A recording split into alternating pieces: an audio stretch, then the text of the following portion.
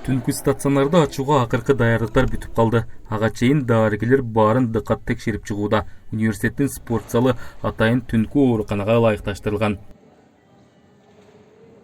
Бизге бардык шарттарды түзүп берди. Азыр көрсөңөр болот, конечно. Берде өз волонтер кыздарыбыз бар, конечно, ординаторлор. Бир күндө 2 врач иштейбиз. Бир инфекционист, бир терапевт. Күнүнө 2 врач бар. 6 саат менен иштейбиз. Анан 2 медсестра, 2 санитарка. Анын смена менен иштейбиз, как положено, 6-часовой смена.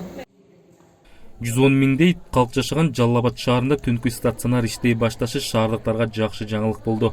Аны уюштурууну коомдук уюм менен ыктыярчы дарыгерлер өз мойнуна алышкан. Кечки 8ден таңкы 8ге чейин бейтаптарды кароого киришти.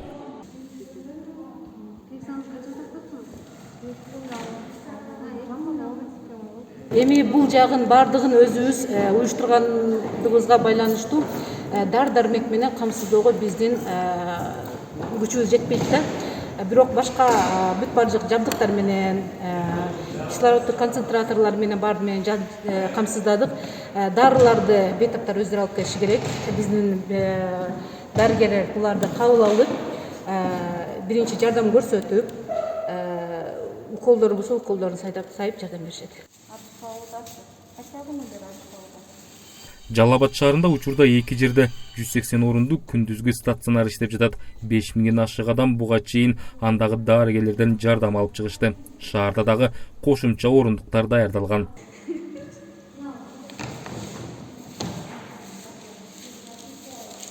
Мен ушул жердин ачылганын бүгүн Instagram'дан мэриянын сайтынан көрдүм. Ошол себептен түнкү ачылган жерде ушул жерге келдим. Келгенде медсестра врачтар бар жок карады. Буларга тренировать бүтүрөм. Буларда денсаулыктары оорубайт, аймак кыргыз элине кызмат кылып жүрө берсин. Түнкү стационарда нөөмөт менен 16 медицина кызматкери жана ыктыярчылар иштейт. Аларга керектелүүчү медициналык каражаттарды демөөрчүлөр алып беришти. Дарыгерлер коомчулуктан дагы жардам сурашат. Медиктердин айлыгына чейин өзүбүз төлөп беребиз деп мойнубузга алганбыз. Анын эсебинен ушул азыр биз элдин жана демөөрчүлөрдүн гана жардамы менен ушул нерсени иш жүзүнө ашырабыз деген ойдобуз. Андыктан бизге ошо демөөрчүлөрдүн жардамы керек. Азыр Кудайга шүгүр ушунча нерсени уже аткарып алдык. Биз ушул жагын уюштурдук. Мындан кийин ушул медицина кызматкерлерине биз айлык маянасын топтоп беришибиз керек. Ошого бизге элден жардам сурайт элек. Ушу айлык маянасын өз убагында жакшылап төлөп бергенге. Жалал Абад шаарында 294 адамдан коронавирус аныкталган. Алардын 150дөн ашыгы айыгып чыгып, 4-өө каза болгон. Ал эми пневмония дарты менен 145 адам ооруса, 15-и көз жумган. Руслан Калматов, Азаттык, Жалал Абад облусу.